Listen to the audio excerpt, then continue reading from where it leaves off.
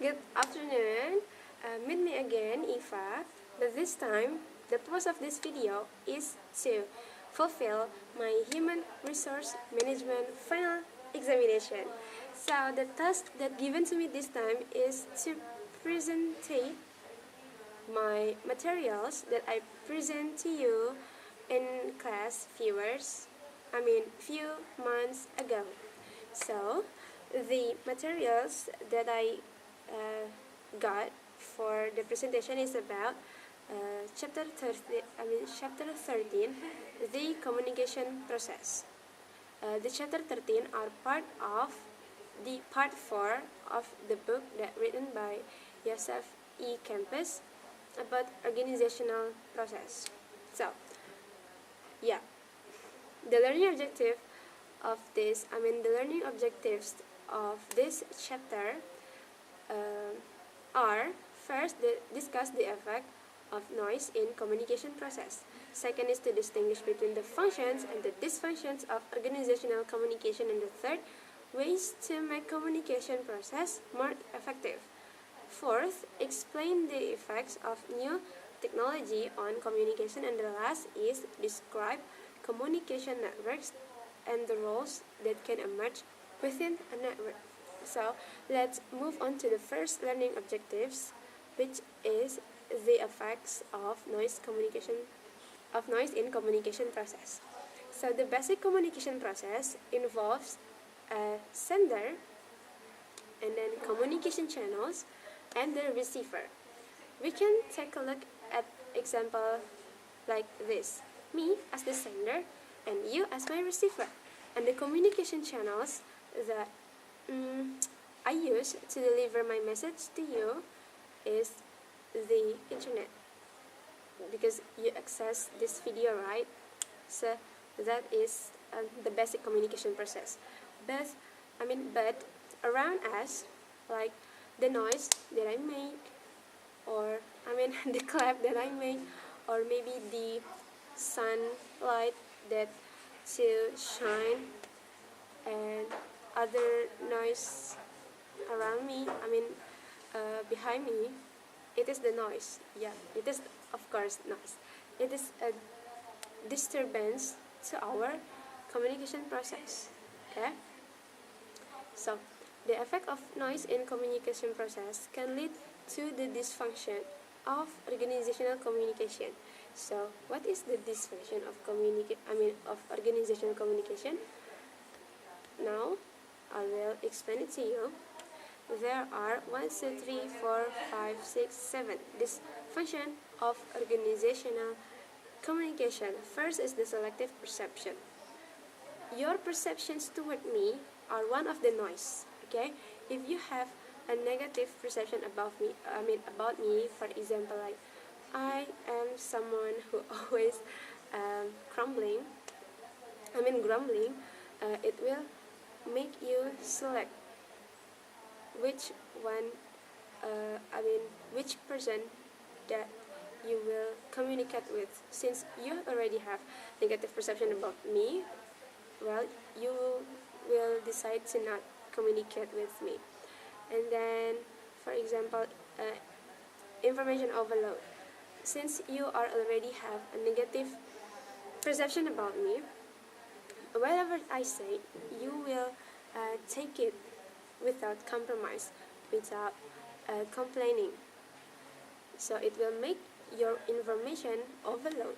And when the information that you get or got is overload, it is hard for you to decide which one of the tasks, of which one of the information are important in the first place.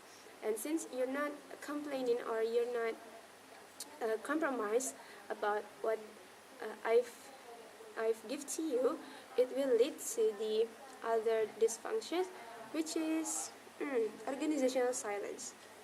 And then message timing. For example, you are in a rush. You have to go to the toilet because you have to, you have to pee or poo. And then I stop you in the way you go to the toilet because I have to ask for your sign for some paperwork, for example. But before you sign that paperwork, you have to know what kind of paperwork it is, right?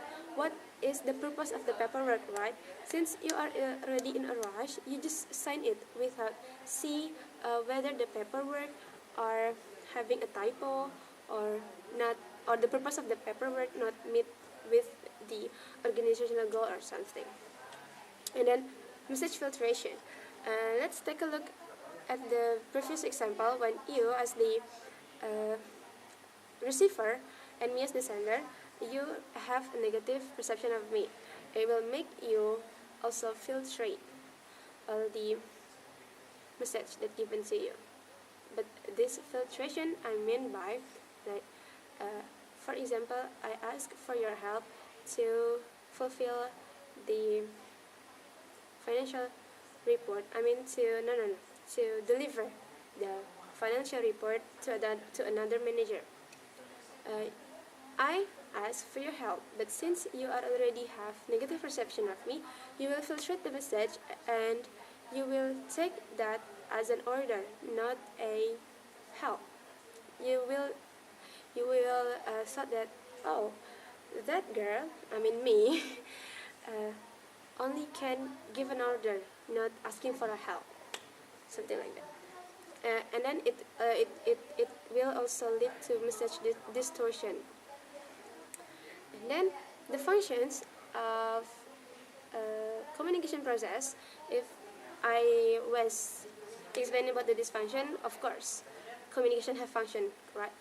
The functions of communications is information sharing, performance feedback, integration, persuasion, emotion, and innovation. I assume that by the name, you all already know it is, right? So, since I already explained to you about the dysfunction before, I will give you tips for effective communication in the workplace. There are 5 tips that I got. First, develop a communication strategy. You have to know your receiver. What kind of receiver that will you face? So, you can develop what kind of strategy that you can use to deliver your message. Second, create a communication process. Since you already developed a strategy, of course, you have to execute it. Okay. Third is multiply the message. For example, I will take a note of a meeting, and then the meeting, the output of the meeting, of course, and information. The information that I already gather, I will multiply it and spread it to all the people in the organization. And then fourth is explain the why. We may deliver more information or task in organization or a company, but we rarely explain why we deliver it to them. So we have to make sure that they know what they do and how that thing affect their self and the organizational goal. And the last is create a feedback process. It could be done through some channels like a one-on-one session or a bonding team where you can do such a fun thing, and on that session you can create a feedback session where on that session you can be transparent to each other. And now I will explain to you about the communication network. There are 4 communication network. First is the pairwise communication. It is the horizontal communication between one person to another one. Or it was called the diet model.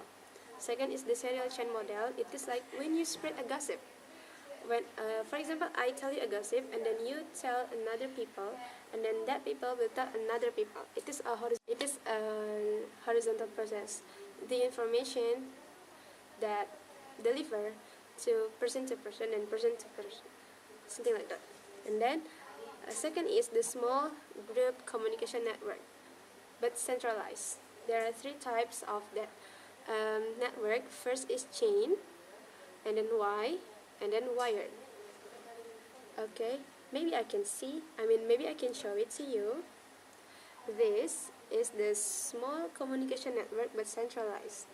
In this model, they have their own like leader. Okay, and then the third is small group communication network but decentralized. There are two types, which is channels and all channels. In this model, they don't have any leader, but it is communicate with each other. For example, like a relationship between staffs. And then the last is large audience communication. For example, your company or your organization held some event where the leader or the CEO or whoever it is on the top level management share information with all the employee, with all the managers on that company. Okay, so that's all from me. That's all from the part 4 organizational process, chapter 13 communication process from me.